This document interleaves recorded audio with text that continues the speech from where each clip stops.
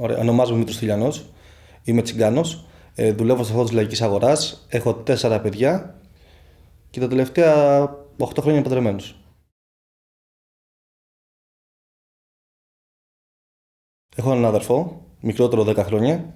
Οι οικογενειακές συνθήκες που οι οποίες έχω μεγαλώσει θεωρώ ότι είναι ιδανικές. Εντάξει, δεν ήμασταν πλούσιοι, αλλά οι γονείς μου προσπαθούσαν για το καλύτερο. Εργαζόντουσαν και οι δύο για να μας προσφέρουν ό,τι μπορούσαν.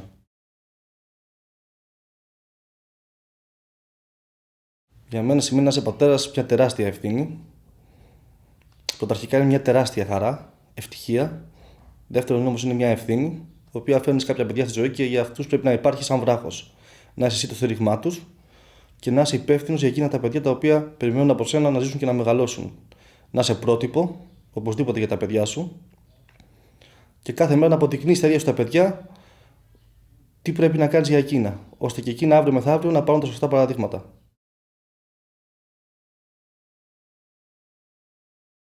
Αυτή η ερώτηση είναι μια ερώτηση που ειλικρινά πρέπει να τα γνώριζα. Δυστυχώς είναι πάνω απ' όλα είναι τα έξοδα, γιατί για να ζήσει ένα παιδί σωστά χρειάζονται να δουλεύουν ίσως και οι δύο γονείς, όχι ο ένας.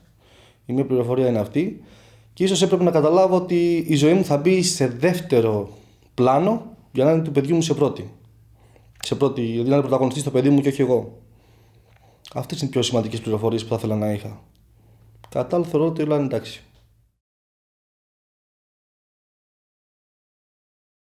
Ίσως να υπήρχε ένα σεμινάριο το οποίο θα ήταν σε μια ταινία μικρού μήκους που θα μπορούσε να δείξει ακριβώς τι συμβαίνει σε έναν άνθρωπο όταν γίνεται πατέρας. Με κάθε δύσκολη στιγμή και κάθε χαρούμενη. Ίσως να καταλαβαίνουν τα νέα παιδιά τι θα του συμβεί όταν θα γίνουν γονείς. Έτσι, ίσως να ήταν λίγο προετοιμασμένοι. Δεν υπήρχε το σεμινάριο που να έλεγε ότι θα έχεις αυτά τα παιδιά, αλλά θα έχεις αυτά τα παιδιά και αυτές τις υποχρεώσεις. Ίσως έτσι οι νέοι καταλάβουν πραγματικά τι συμβαίνει. Όσο μπορούν να καταλάβουν βασικά από ένα σεμινάριο.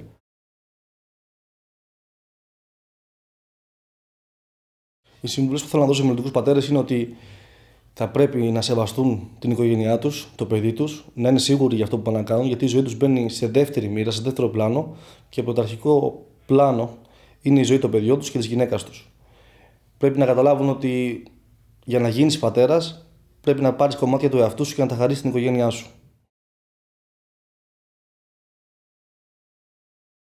Όχι, όχι. Πιστεύω ότι ο γάμος δεν έχει σημασία οποιοδήποτε πολιτισμικό υπόβαθρο, όποια ομάδα κοινωνική ανήκεις. Ο γάμος είναι κάτι που, αν υπάρχει αγάπη, σεβασμός με τον οποιοδήποτε άνθρωπο, είτε της ίδιας φυλής είτε της διαφορετικής φυλής, θα είναι σωστός. Αν δεν υπάρχει αγάπη, σεβασμός και αξιοπρέπεια ανάμεσα στους δύο ανθρώπους, δεν υπάρχει κάτι άλλο. Οποιοδήποτε φίλη και να είναι, δεν έχει σημασία.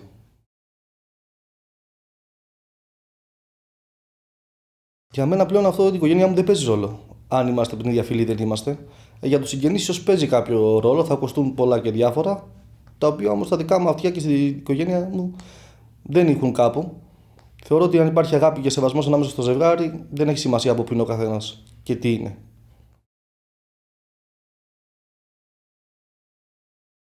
Όχι, ποτέ δεν υπήρχαν ούτε προγράμματα, ούτε κατάρτιση συμβουλευτικά, ούτε βοηθητικά, ούτε οικονομικά. Το μόνο που υπάρχει είναι το Α21 που παίρνει ο κάθε ένας πολίτης.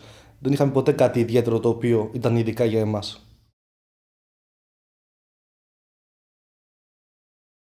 Οι προκλήσεις που αντιμετωπίζουν συνήθως οι Ρωμά γονείς είναι ο ρατσισμός. Το βλέπουμε και στα σχολεία, το βλέπουμε καθημερινά. Δηλαδή, μερικά παιδάκια στο σχολείο δεν θέλουν να κάτσουν δίπλα στα τσιγκανόπεδα. Δεν συμβαίνει παντού, αλλά συμβαίνει σε κάποια μικρά κομμάτια της κοινωνίας. Ο ρατσισμός, δυστυχώς, ακόμα στη χώρα μας εν έτη 2022 υπάρχει και το αντιμετωπίζουμε καθημερινά. Όχι σε ένα τεράστιο κομμάτι, αλλά υπάρχει σε ένα μικρό κομμάτι.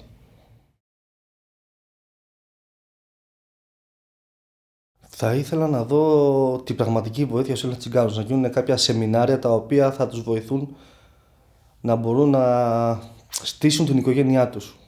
Είτε σε θέματα εργασίας, είτε σε θέματα διαβίωσης, είτε ακόμα και πώς να φέρεται ο άντρας στη γυναίκα και στα παιδιά του. Δυστυχώς δεν υπάρχει παιδεία στους Έλληνες τσιγκάνους στο μεγαλύτερο κομμάτι και θα ήταν καλό να υπάρχει ένα τέτοιο σεμινάριο ώστε να υπάρχει ένα υπόβαθρο τα τσιγκανόπουλα αύριο μεθαύριο να μπορούν να στήσουν την οικογένειά τους σωστά.